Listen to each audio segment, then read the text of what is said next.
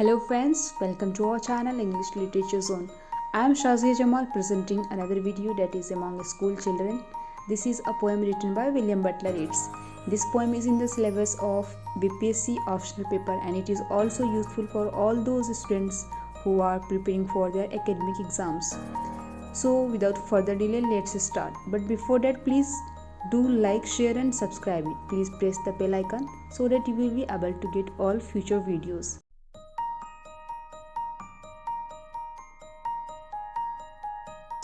Here is the very first stanza of the poem. Before you, let me read for you. I walk through the long schoolroom cushioning, a kind old nun in a white hood replies. The children learn to cipher and to sing, to study reading books and histories. Here will be histories. History is editing mistake, sorry for that. To cut and sew, be neat in everything, in the best modern way, the children's eyes in momentary wonder stare upon a 60-year-old smiling public. This is the very first stanza of the poem, and this poem, like Sailing to Byzantium, is also in Italian verse form. I will provide link in the description box where you can check other videos that is about the poems of William Butler Yeats. And this poem is in Italian verse form, that is Ochvarima, and its rhyme scheme is AB, AB, AB and CC. When you will go through it, you will come to know that there are 8 stanzas in the whole poem and there are 8 lines in each stanza.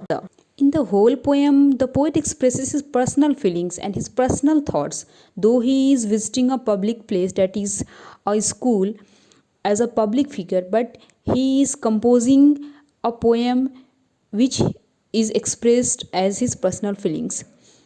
So his visit to the school rises to the philosophic heights, and for which W.H. Hudson has said some lines for him, as it has a knack of raising occasional poetry to the level of a profound poetry of universal appeal and significance. And among school children can be cited as an example. So he is saying that it is such a person that whenever he gets an occasion, he makes it as an opportunity to write or to compose a poem, and he expresses his personal feelings.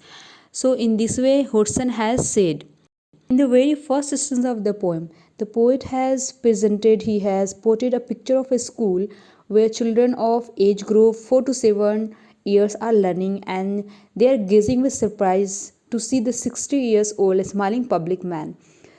The 60 years old smiling public man here in this poem in the very first stanza is referred to the poet himself.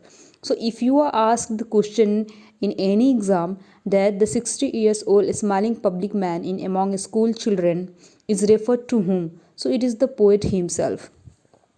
The students are educated to learn in best modern way. So it has also been said by the poet in the very first stanza. When you will go through it, you will see best modern way. By saying best modern way, the poet means to say that the Montessori method of teaching, which got introduced in this school recently at that time. So he is saying that students must educate this Montessori method of teaching. They must get this method of teaching which has been introduced recently. So in a way, it is introducing the Montessori method of teaching to the world in his poem, through his poem. And he goes on asking a number of questions to nun while visiting one class to another during the whole visit. Now the second stanza. Let's read the second stanza of the poem. Dream of a leaden body bent, ever by sinking fire, a tale that she told of a harsh reproof or trivial event that changed some childish day to tragedy, told, and it seemed that our two natures blend into a sphere from youthful sympathy, or else to alter Plato's parable into the yolk and white of the one shell. So here, this is the second stanza of the poem. Here in the second stanza, the poet compares her own beloved Morgan to Leda, who gave birth to Helen.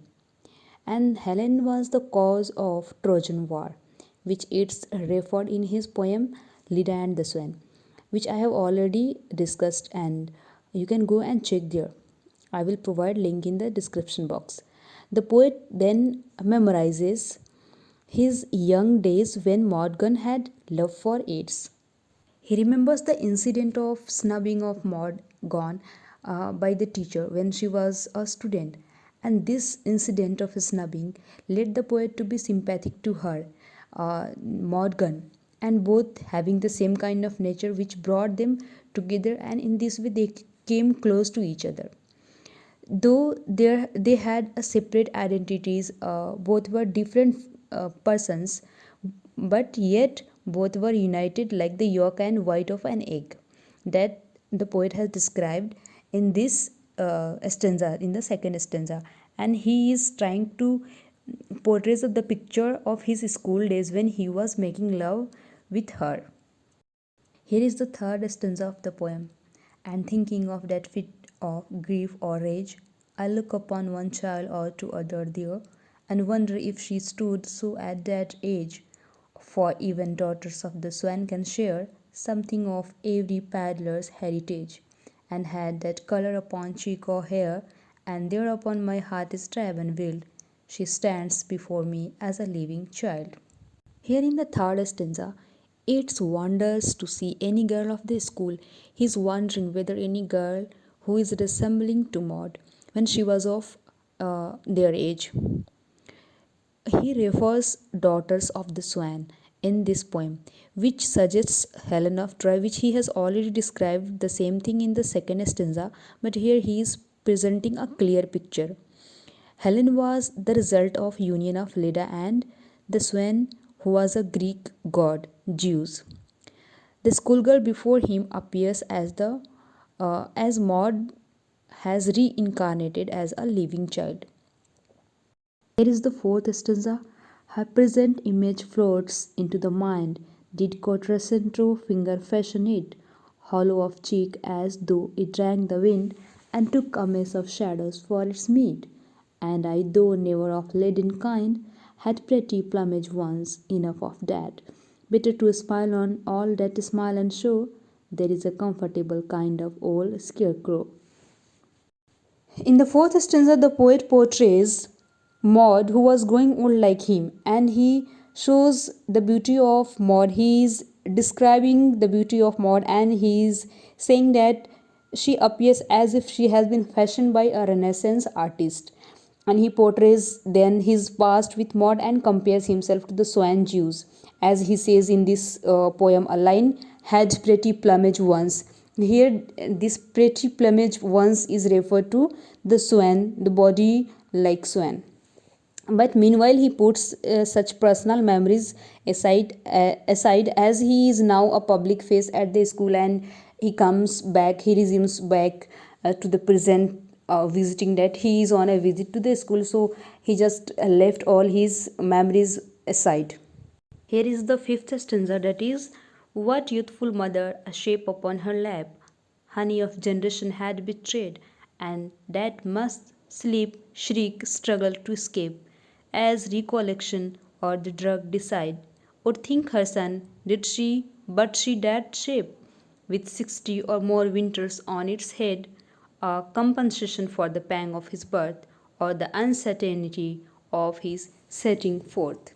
The fifth stanza expresses emotional perspective of mothers and self-analysis of the poet. He is analyzing himself that he has lived 60 years on this planet because his mother has given him birth, and after this has happened, he has taken birth after her mother has going through the pain of childbirth and sufferings of pregnancy. So he is asking, the poet is asking, is it worth to be suffered so that he could live for 60 years? So this is the question in his mind running in the fifth stanza. And there is reference of the cave of the nymphs, which is a mythical idea, and according to according to this nymph, this mythical idea, honey destroys women's memories of their life between conception and birth. So it's also regards himself as the honey of generation, and this has been taken from the cave of the nymphs, which is a reference used in the fifth stanza. Now the sixth stanza.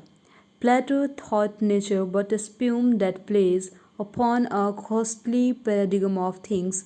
Solid Aristotle played the toss upon the bottom of a king of kings.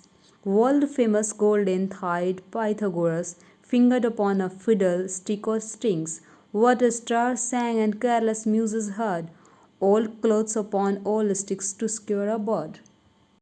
So he is saying Plato being an idealist and Aristotle as a materialist and Pythagoras having faith in the music of the sphere, they give different meaning of life according to their own aspects. So this stanza shows a picture of different perspective of life and different perspective of life which is given by Plato, Aristotle and Pythagoras. So he is describing here in the sixth stanza. Now let's read seventh stanza.